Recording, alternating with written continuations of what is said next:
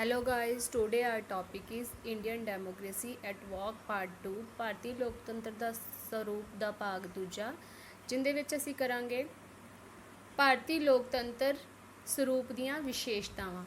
ਕਹਿ ਲਓ ਕਿ ਇਹਦੀਆਂ ਜਿਹੜੀਆਂ ਕਰੈਕਟਰਿਸਟਿਕਸ ਹਨ ਉਹ ਕੀ ਹਨ। ਭਾਰਤੀ ਸੰਵਿਧਾਨ ਦੀ ਪ੍ਰਸਤਾਵਨਾ ਵਿੱਚ ਭਾਰਤ ਨੂੰ ਇੱਕ ਪ੍ਰਭਾਵਸ਼ਾਲੀ ਲੋਕਤੰਤਰੀ ਗਣਰਾਜ ਘੋਸ਼ਿਤ ਕੀਤਾ ਗਿਆ ਹੈ। ਇਹ ਸਾਨੂੰ ਵੀ ਪਤਾ ਹੈ ਕਿ ਹਰੇਕ ਤੁਸੀਂ ਕਿਤਾਬ ਵੀ ਦੇਖ ਲੋਗੇ ਨਾ ਪੰਜਾਬ ਬੋਰਡ ਦੀ ਜਾਂ ਕੋਈ ਹੋਰ, ਉਹਦੇ ਪਿੱਛੇ ਭਾਰਤ ਦੀ ਪ੍ਰਸਤਾਵਨਾ ਦਿੱਤੀ ਹੋਏਗੀ, ਸੰਵਿਧਾਨ ਦੀ ਪ੍ਰਸਤਾਵਨਾ, ਜਿੰਦੇ ਵਿੱਚ ਸਾਨੂੰ ਦੱਸਿਆ ਹੋਏਗਾ ਕਿ ਜਿਹੜਾ ਭਾਰਤ ਹੈ ਉਹ ਇੱਕ ਕਹਿ ਲਓ ਕਿ ਪ੍ਰਭੁਤਾਸ਼ਾਲੀ ਲੋਕਤੰਤਰੀ ਗਣਰਾਜ ਹੈ।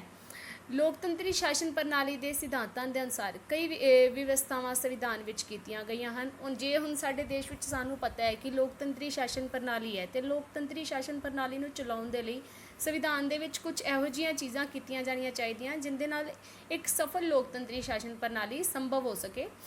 ਉਹਨਾਂ ਵਿਵਸਥਾਵਾਂ ਨੇ ਹੀ ਭਾਰਤੀ ਸ਼ਾਸਨ ਵਿਵਸਥਾ ਨੂੰ ਲੋਕਤੰਤਰੀ ਜਿਹੜਾ ਸਰੂਪ ਹੈ ਪ੍ਰਦਾਨ ਕਰਨਾ ਹੈ ਜਾਂ ਕਰਦਾ ਹੈ। ਸ਼ਾਸਨ ਵਿਵਸਥਾ ਦੀਆਂ ਹੇਠ ਲਿਖੀਆਂ ਵਿਸ਼ੇਸ਼ਤਾਵਾਂ ਲੋਕਤੰਤਰੀ ਸਰੂਪ ਹੈ ਜਿਹੜਾ ਉਸ ਨੂੰ ਦਰਸਾਉਂਦੀਆਂ ਹਨ। ਸਭ ਤੋਂ ਪਹਿਲਾਂ ਸਾਡੇ ਕੋਲ ਆਏਗਾ ਲੋਕਤੰਤਰੀ ਸੰਵਿਧਾਨ। ਭਾਰਤ ਵਿੱਚ ਲੋਕਤੰਤਰੀ ਸੰਵਿਧਾਨ ਦੀ ਵਿਵਸਥਾ ਕੀਤੀ ਗਈ ਹੈ। ਲੋਕਤੰਤਰ ਦੇ ਮਹੱਤਵਪੂਰਨ ਸਿਧਾਂਤ ਸੰਵਿਧਾਨ ਦੀ ਪ੍ਰਸਤਾਵਨਾ ਵਿੱਚ ਅੰਕਿਤ ਕੀਤੇ ਗਏ ਹਨ, ਜਿਹੜੇ ਸਿਰਫ ਲੋਕਤੰਤਰ ਨੂੰ ਕਹਿ ਲਓ ਕਿ ਮੇਨ ਇੰਪੋਰਟੈਂਸ ਜਾਂ ਮਹੱਤਵ ਦਿੰਦੇ ਹਨ। ਪ੍ਰਸਤਾਵਨਾ ਵਿੱਚ ਭਾਰਤ ਨੂੰ ਲੋਕਤੰਤਰੀ ਗਣਰਾਜ ਘੋਸ਼ਿਤ ਕੀਤਾ ਗਿਆ ਹੈ ਕਿ ਭਾਰਤ ਇੱਕ ਲੋਕਤੰਤਰੀ, ਇੱਕ ਫੁੱਲੀ ਡੈਮੋਕ੍ਰੈਟਿਕ ਕਹਿ ਲਓ ਕਿ ਸ਼ਾਸਨ ਪ੍ਰਣਾਲੀ ਭਾਰਤ ਵਿੱਚ ਅਪਣਾਈ ਗਈ ਹੈ, ਗਣਰਾਜ ਹੈ, ਜਿਸ ਦੇ ਅਕੋਰਡਿੰਗ ਜੋ ਵੀ ਸੋਚਿਆ ਜਾਏਗਾ, ਜੋ ਵੀ ਕੀਤਾ ਜਾਏਗਾ, ਉਹਦਾ ਮੇਨ ਕੌਣ ਹੋਏਗਾ? ਸਾਡੇ ਭਾਰਤ ਦੇ ਲੋਕ।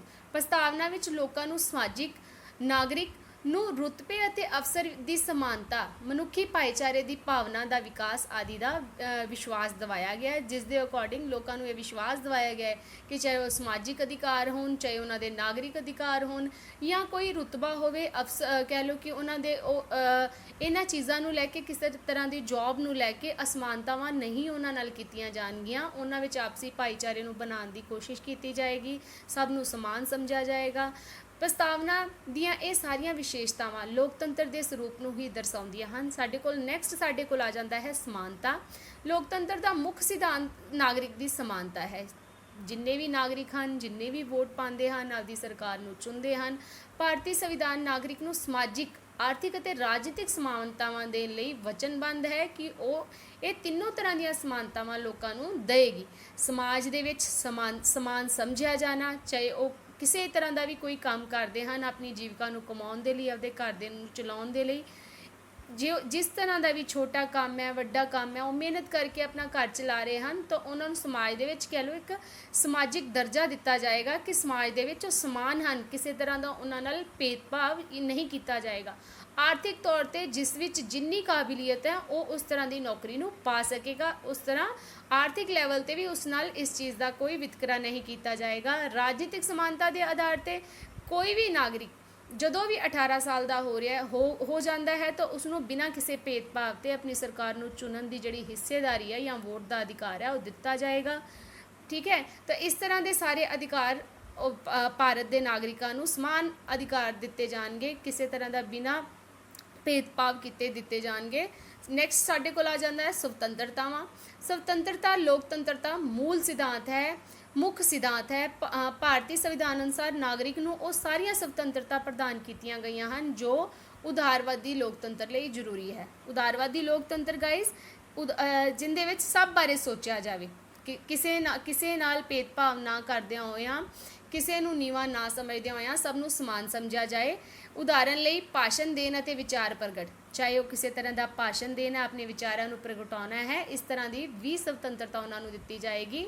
ਬਿਨਾਂ ਹਥਿਆਰਾਂ ਦੀ ਸ਼ਾਂਤੀਮਈ ਉਹ ਕਿਸੇ ਵੀ ਤਰ੍ਹਾਂ ਦਾ ਇਕੱਠ ਕਰਕੇ ਸੰਘ ਬਣਾ ਸਕਦੇ ਹਨ। ਸਮੁੱਚੇ ਭਾਰਤ ਵਿੱਚ ਕਿਤੇ ਵੀ ਤੁਰ ਫਿਰ ਸਕਦੇ ਹਨ, ਕਿਤੇ ਵੀ ਰਹਿ ਸਕਦੇ ਹਨ।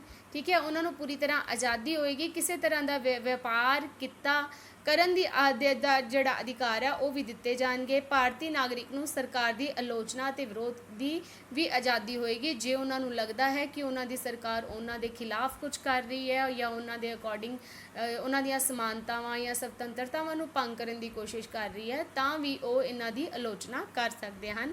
ਭਾਈਚਾਰੇ ਦੀ ਭਾਵਨਾ। ਲੋਕਤੰਤਰ ਨਾਗਰਿਕ ਦੇ ਭਾਈਚਾਰੇ ਦੇ ਸਿਧਾਂਤਾਂ ਦੇ ਆਧਾਰ ਤੇ ਹੁੰਦਾ ਹੈ।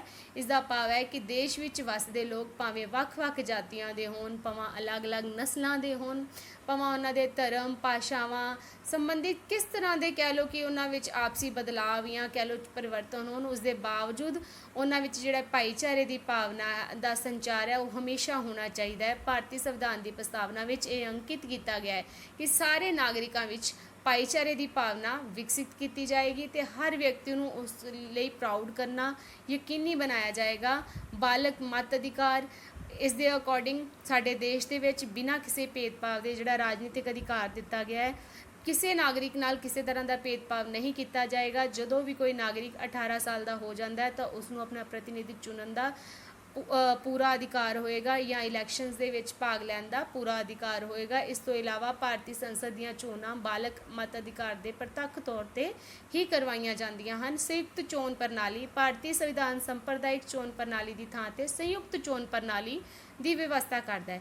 ਕਿਸੇ ਵੀ ਧਾਰਮਿਕ ਵਰਗ ਨੂੰ ਚੋਣ ਪ੍ਰਣਾਲੀ ਵਿੱਚ ਕੋਈ ਵਿਸ਼ੇਸ਼ ਸਹੂਲਤ ਨਹੀਂ ਦਿੱਤੀ ਜਾਏਗੀ, ਚਾਹੇ ਉਹ ਕਿਸੇ ਵੀ ਧਰਮ ਨਾਲ ਕਿਉਂ ਨਾ ਬਿਲੋਂਗ ਕਰਦਾ ਹੋਵੇ। ਬਰਤਾਨਵੀ ਸ਼ਾਸਨ ਕਾਲ ਦੌਰਾਨ ਸੰਪਰਦਾਇਕ ਚੋਣ ਪ੍ਰਣਾਲੀ ਦੀ ਵਿਵਸਥਾ ਕੀਤੀ ਗਈ ਸੀ। ਇਸ ਪ੍ਰਣਾਲੀ ਦੀ ਥਾਂ ਤੇ ਭਾਰਤੀ ਸੰਵਿਧਾਨ ਨੇ ਸੰਯੁਕਤ ਚੋਣ ਪ੍ਰਣਾਲੀ ਦੀ ਵਿਵਸਥਾ ਕੀਤੀ ਹੈ।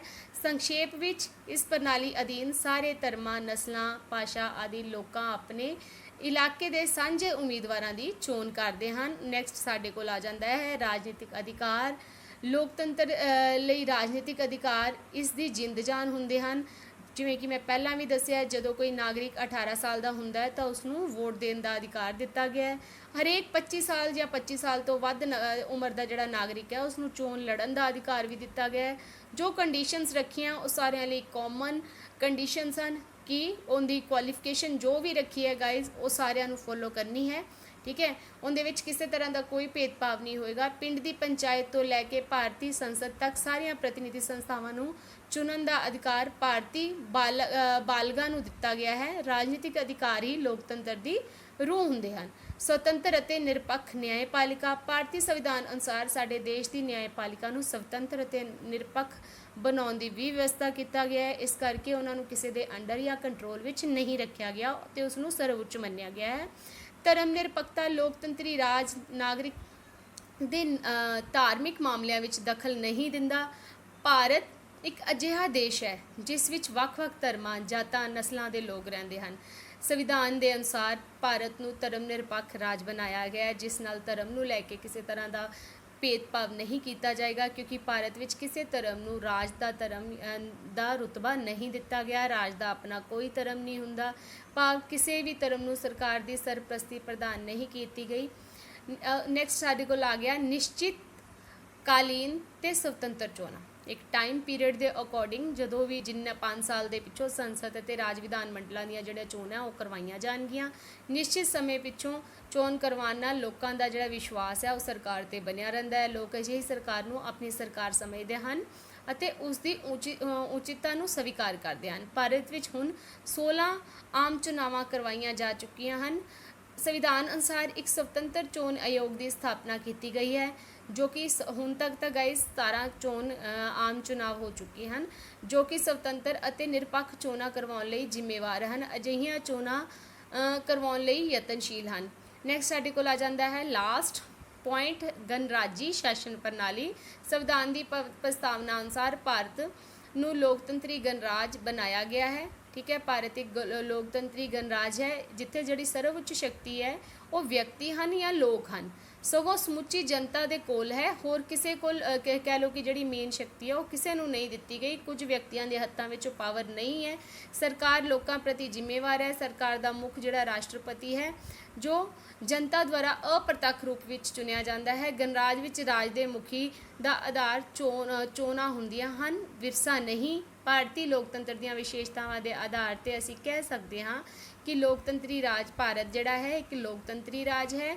ਲੋਕਤੰਤਰੀ ਪ੍ਰਕਿਰਿਆ ਦਾ ਤਜਰਬਾ 1952 ਵਿੱਚ ਪਹਿਲੀਆਂ ਆਮ ਚੋਣਾਵਾਂ ਤੋਂ ਕੀਤਾ ਗਿਆ ਸੀ। ਇਹ ਸਾਡੇ ਲਈ ਮਾਣ ਦੀ ਗੱਲ ਹੈ ਜਾਂ ਸਨਮਾਨ ਦੀ ਗੱਲ ਹੈ ਕਿ ਭਾਰਤ ਵਿੱਚ ਜਿਹੜੀ ਲੋਕਤੰਤਰੀ ਸ਼ਾਸਨ ਪ੍ਰਣਾਲੀ ਦੀ ਸਫਲਤਾਪੂਰਵਕ ਅੱਜ ਵੀ ਚੱਲ ਰਹੀ ਹੈ ਗਾਇਜ਼, ਔਰ ਅਸੀਂ ਉਮੀਦ ਕਰਦੇ ਹਾਂ ਅਸੀਂ ਸਾਰੇ ਇਸ ਸਫਲਤਾ ਨੂੰ ਬਣਾਏ ਰੱਖਾਂਗੇ।